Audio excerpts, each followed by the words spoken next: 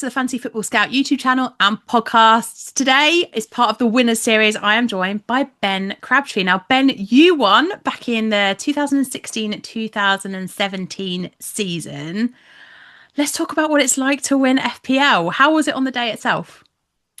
It was quite strange on the day because I guess there was a lot less sort of furore around it then. It was a lot more personal and just kind of between me and my mates rather than it being on Twitter and podcasts and all this kind of floating around. I do remember being a very tense day, just the days leading up to it when it became I might win. I tried not to think about it a lot. Okay. I went in 2 points behind, so it was also very close. And then just when it all went off, there was also the goals are going in. But again, back then, there wasn't quite the immediate live FPL rankings and such. So when the game finished, it looked like we were very close, but there wasn't a definitive thing. And so some of my friends were saying, like, I've got you level. Some are saying, I've got you a bit ahead. I'm going through looking at all the BPS and, trying to add up who might have 3 points, who might have two. But then it can also change at the time. So it was very different to how it was now, where pretty much on the final whistles go and it's like, well, this person would have won definitively. So it was kind of like a very drawn out tension for the 90 minutes and then onwards, where it's like, I think I've won, but until it says it overall winner, then I've not won kind of things. You don't want to get your hopes up and then you feel like you've lost it then. No. You're kind of putting it as though you've won it. So I imagine it's kind of different to how you win it now, but extremely tense. And then I think I was just kind of like tired by the time it had come through, maybe 7 in the evening or something. It was like the rankings updated, I've won, and then it's a Sunday night, so I'm in work the next day anyway. And a few people go, "Oh, did you win that thing?" And you're sort of like, "Yeah, I did actually." But it feels like it was a lot more casual back then. It's kind of exploded into a much bigger thing since then. 100%. Do you know what? It hadn't occurred to me that was the case because, yeah, of course, like it was back in those days and when you used to have to wait for things to update. And I remember, like, even just like in little mini leagues, you'd be like, how have I done there? Have I got enough points to make that work? Like, of course, in the winners race. And to be honest, I don't think we've had a winners race quite like yours for a while. Like, it seems to be now that there's somebody that's like a chunk of points ahead, and generally speaking they go on to then win the whole thing, whereas yours was quite back and forward through most of this, like the latter part of the season, wasn't it? It wasn't, nobody was like really clear. So I guess that also makes for a bit more of an interesting, a bit like in the Premier League. I guess that's what we all hope for, right, on the final days, that there's something going into it. So wow. Yeah, even on the day, there was back and forth with goals. I remember because I was 2 points behind, but the person who eventually came second spent 4 points. So once I saw the game updated, I was 2 points ahead. And then after 1 minute, Stanislas scored. So it's like, right, I might actually do this. But then Liverpool had scored a few goals and he had Liverpool players in his team. And so then he kind of got it back. And it was only really a really late Ben Davies goal that got 6 points and I won by 5 points. So it's like an 81st minute Ben Davies goal that ended up being the difference, albeit I didn't know that fully at the time, but it was definitely back and forth on the day. He's your favourite player of all time now, then, is he, Ben Davies? A little bit. I mean, I wouldn't say that, but he's kind of I've got a soft spot for him. Bit of a soft spot for him. Yeah, I totally get it. So do you think, apart from Ben Davies's goal, do you think there was a reason why that year you ended up doing so well? Like, was there something that you were doing during the season that maybe made you think that's the reason why I went on to win it? I think it was kind of a few players, really. I did really well with captaincy that season in general, but one of the players that I was close to was Lukaku at Everton. Being an Everton fan, I knew how good Lukaku was. So I would captain him a lot and captain him in games where, in general, you don't really captain an Everton player as sort of, you don't consider it. But I would be like, Bournemouth at home, this is a great game for Lukaku, and Lukaku scores 4 goals in it, and I've got captain points of 4 goals. And there was Sunderland away, he got a hat trick, and he got 25 league goals that season. So I had him in possibly for all of those 25 league goals and captained him multiple times. So there was kind of an advantage that I had, or a difference that I had over other people who wouldn't have done that. And I do remember getting on Josh King very early. And that was when he had sort of half a season spell where he was just like unbelievable. Elite. For whatever reason, that this half a season spell. And I'd got on him really early. It's like, I'll put him in for a few weeks. And then a few weeks just became longer and longer and longer. And I think even in one of the blank game weeks, I captained Josh King and he got a hat trick. But Liverpool were also playing then, and I didn't have any Liverpool players. And so people were captaining Liverpool players, and they might have got beat 1-0 or something. Whereas I had Josh King getting a hat trick and captain. There are a few things that kind of fell nicely my way. But I do remember with the captaincy picks, I managed to pick up a few hat tricks. There might have been like Sanchez as well at Arsenal getting a hat trick for me as well. So I think I got kind of lucky with picking captains at the right time.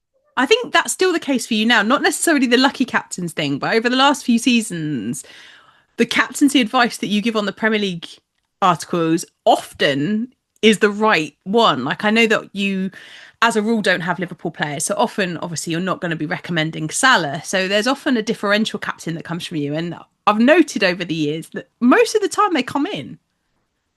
Yeah, I don't know if it's just a bit of a feel for it or certain players being suited to certain teams and maybe just from seeing a lot of football, watching it so much kind of thing, then I just kind of have a bit of a feel for certain players being suited to play certain teams. Yeah. Yeah, it is. It's a very good skill to have because I think there's a lot to gain for not captaining the big, heavily captain players. If you can get on the differential ones at the right time and play the captaincy well, it can make a massive, massive difference to what happens overall for sure.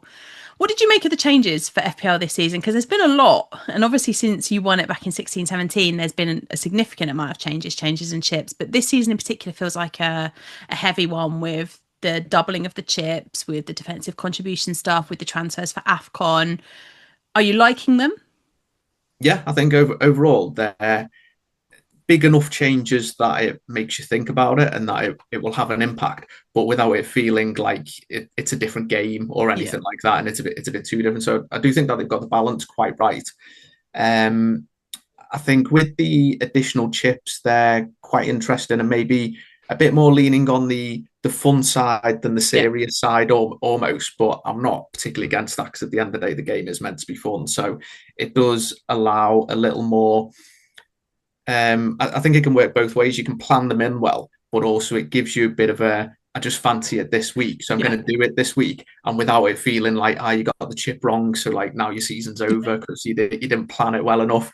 I think it allows you to have a bit more, especially at the start of the season. It's giving people an option to bench boost, but also using your wild card early feels Yeah. less. Oh no, I've given up my wild card now because you've still got other chips where you can claw stuff back if you feel like you used it too early. So it is quite interesting, that one. I do The think it makes a bit of a difference as well because I think last year with the assistant manager chip that felt quite heavy, didn't it? In terms of deciding when you were going to play it, picking the right 3 weeks, knowing you were blocking yourself out of other chips. Whereas this time around, it does feel like you can be more flexible with when you play it and how you play it. And it does feel like you could give yourself advantages in your mini league by just playing it at a different time to everybody else. So you can give yourself that little bit of an edge maybe earlier on and then just try and hold it for the rest of the season. Yeah, the assistant manager definitely felt like it fell either do it here or here. Yeah. Whereas these are, I think there's going to be loads of different strategies for what people are going to do. So it does open it all up, and with it being the first time of doing it, it's a bit more unique, and there not being the double game weeks in the first kind of 19, even that throws things into a bit of a mix because they often shape the chips. Whereas now the flexibility is right there, where it's kind of in hindsight, we'll see what the best strategy was, but you can't, there's no real obvious one right from the off. Yeah. Have the defensive contributions changed the way that you feel about maybe some of the defenders or particularly the cheap midfielders? Are you kind of feeling slightly differently about the ones you might invest in this time around?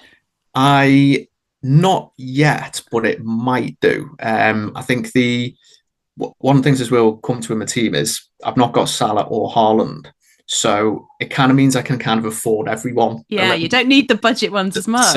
So I've not been looking for, well, who's going to get the defensive contributions in, especially Mm. from midfielders, because I've kind of got midfielders that I just all like from their attacking perspective. So Yeah. I've not had to look at that. It will be, if I do get Haaland at some point, then that will definitely be a thing, because I'm going to have to get a cheaper Mm. fourth midfielder, and so that's definitely going to become a factor. And there's a good chance it will be someone with more defensive contributions being better than a sort of attacking player who you would Yeah. normally just gone from a sort of bottom half team. In the defenders, I think it's a bit more interesting because a few 4.5 mid defenders might really come to the fore, where they just keep picking up 3 or 4 points a game.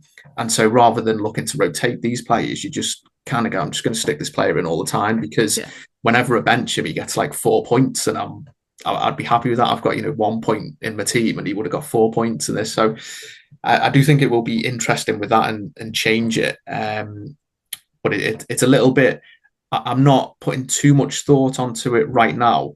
I'll let it see how it pans out. I think because you'd only get a few points, it's not like if my decision was, say, I'm not going to go Cole Palmer. In 5 game weeks, Cole Palmer might get like 60 points, and it's like huge regret of not getting Cole Palmer. Whereas if I don't get this defender and he gets a few defensive contributions, I've missed out on like 8 points or something or 10 points. So it's not too much. I'm shaping everything for it. But it'll be interesting to see how it goes on the season, and possibly as it goes on, it'll become a bigger thing within transfers that I make. Yeah, I think you're right, because I think, like in the Euros games in the World Cup games, when we have defensive contributions and you can earn multiple points, it's not capped at 2. It does feel like you need to be on the right ones. And I remember like last summer in the Euros game being like, I'm on the wrong player because this one keeps just getting defensive contribution points. And it was frustrating. Whereas this time, like you say, within the first 6 weeks, I mean, maximum they're going to get is 12 additional points. So that's not going to kill you off on the mini league, but certainly not having somebody that gets a hat trick could do that, couldn't it? Yeah. So I think that's probably the right strategy.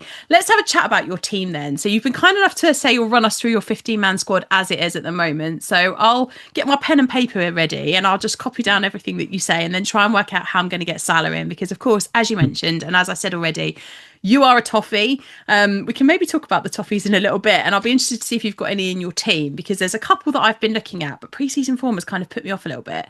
But yeah, you don't have any Liverpool, so I'll have to listen carefully and then try and find 14.5 million to fit Salah into this little bunch. So in goal, I've got Sells and a 4 mil keeper who's probably going to beat Dubravka on sort of latest news. Sells, I had a lot of last season and benched him a lot for Sanchez. And at the moment, I'm kind of torn between Sanchez or Sells, but I just think Sells is a safer player to go for. Defense, I've gone kind of a little risky on Ain't Nori, but I do like the potential with him. At the moment, I've got Hall in at Newcastle. He's someone who might change maybe for Munoz at Palace, but I'll kind of see nearer the time. But he's on the maybe list, but I did like his form a lot before he got his injury last season. He was superb, wasn't he, before he got injured last year? Yeah, a lot of goal involvements. And then if Newcastle can be quite tight at the back, then he's going to be really good. O'Brien at Everton. Interesting that you've gone for him over Tarkowski. I think the 500,000 difference. And I think O'Brien's got kind of some attacking potential with regards to set pieces that wasn't quite used as much last season, but I think there's a few goals there for him this season, and even his crossing's okay from playing right back. There could be a few assists there, so I'm quite happy with O'Brien. I don't see myself changing him. I've also got Wan-Bissaka, who feels quite good at 4.5 given how many attacking returns he surprisingly got last season. I'm not so sure about their clean sheet potential, but he's my kind of 4th choice defender, so he'll play some games. He's not going to play every game. And then I've also got Esteve as a 4 mil 5th defender. I'm not going to play him basically, but he should play at least. Yeah. He feels like the player that everybody's going to have. Him and Dubravka, if Dubravka moved to Burnley. The double Burnley defence feels like it might be on the cards for most of us. Yeah, and there'll be 1 or 2 games where maybe they're worth playing kind of thing. So they're a good way to free up cash. Then midfield, I've gone for Palmer, who I'm likely to captain first game at home to Palace. I've got Saka, just another premium. Cunha, who I'm pretty sure I will play. I do realise he's a bit of a risk, but I just like the potential of him. I think he's got kind of double return potential there. Man U may be looking a little, well, they can only really look better than what they did last season, but maybe they're clicking. And if they get Sesko, kind of Cunha, Mbumo, Sesko, Fernandes, that does become quite an exciting attack then. Definitely. And Cunha's good at shooting. He's a little bit greedy. It's sort of stuff that you like in FPL midfielders. And then I've also gone for Rodgers, who I think is great value at 7 mil. Villa's fixtures are great at the start, and he's 7 mil, and he's a great player. I'm a little surprised he's not 7.5. Even if he was 8, I'd be considering putting him in. So at 7 mil, he's a no-brainer for me. And then up front, I've gone Gyökeres was straight in my team. He's someone who I think is going to do really well. And I think at 9 mil, that's a fair price. Even at 9.5, I'd have put him in. Arsenal's fixtures are a bit tricky, but at the same time, I think they should, with Saka fit and hopefully with Gyökeres, he'll start well. I think they just should score more goals than what they did last season. They're a bit light there last season, but I think they can do better at scoring this season. So I think a few of their tough fixtures, there are still goals there for them. So I'm not too concerned about having Saka and Gyökeres. I'm quite excited to see that at the start of the season, and a bit of a differential pairing as well, I think. And then I've also gone for Watkins as a consistent player for Villa and good fixtures, and Solanke. I've sort of recently put him in ahead of João Pedro because I think he'll play more, and there's a lot of creativity behind him. Thomas Frank's generally done well with forwards, regardless of who they are.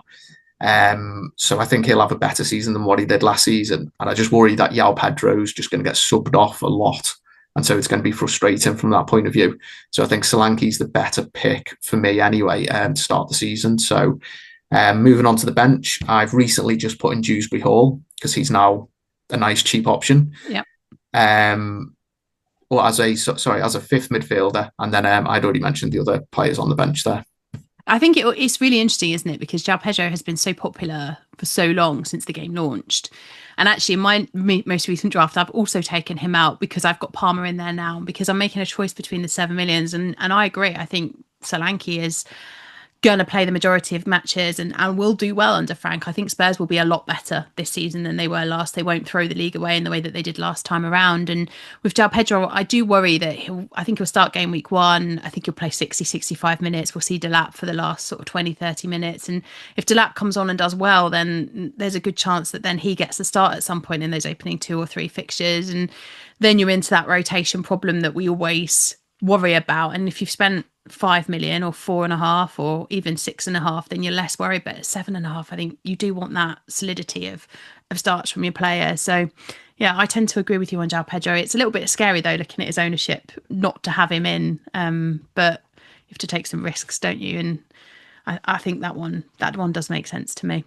Well, he could also fall quite sharply as well. If he blanks, the lap comes on, scores. It's that immediate that then everyone, Solanke gets a goal, everyone's moving on to there. Yeah. And before you know it, like, you can't be patient with João Pedro. It's just 7.2 million before you know it, and you sort of you're really concerned about it. So there is a risk with high ownership on that. You also lose money with them if you kind of follow that route. Yeah, that's really good advice, actually, because there's definitely risk and reward involved depending upon which way they start the season. And as we all know, it only takes a couple of goals in game week 1 for everybody to suddenly start piling in. And, half the teams haven't even played yet. And there's, players going up and down in price. And it drives me slightly bonkers at the beginning of the season. And I'm trying to hold my nerve with it.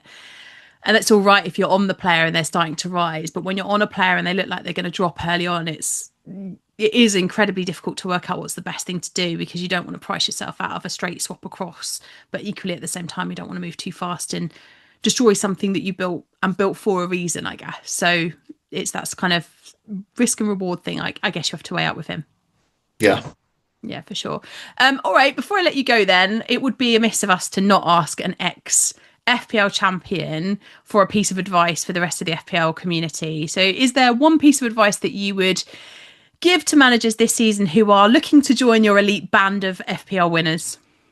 I'd say it's, bar 1 or 2 players, I'd say it's very heavily follow the fixtures as to what players you're going to be looking at, and have a few players in advance of those fixtures who you're going to consider So then you give yourself a few game weeks to pick out which is the best from your watch list, short list, if you like to keep those, and kind of whittle down maybe 5 players into the one when some fixtures change for your player. You want to get rid of them. You've got a few players on there. And I think it's remaining a bit flexible with what players you're looking to bring in. So if you do give yourself a few weeks for when the fixtures turn for a particular position, then you're just able to, someone who you like this week, 2 weeks later, you're like, nah, actually, no chance they're coming in my team, and someone else does come in. So I think it's very heavily follow the fixtures and just keep a watch list of a few players for the positions and just give yourself a few weeks looking at them. Don't try not to be too immediate. That feels like very, very sound advice. I know that it's very easy, isn't it, in the early weeks, especially to be very transfer happy and just go, oh, I'm going to make that change. I'm going to make that change, and probably take hits to do it. So having that strategy and going, I've picked this team for a reason. I'm going to trust it. I'm going to plan through my decision making and then act with the best information possible definitely feels like sound advice to me. Brilliant, Ben. Thank you so much for joining us. I will be back with another FPL champion soon. So make sure that if you haven't already, you like this video and make sure you are subscribed to the channel, and I'll see you soon.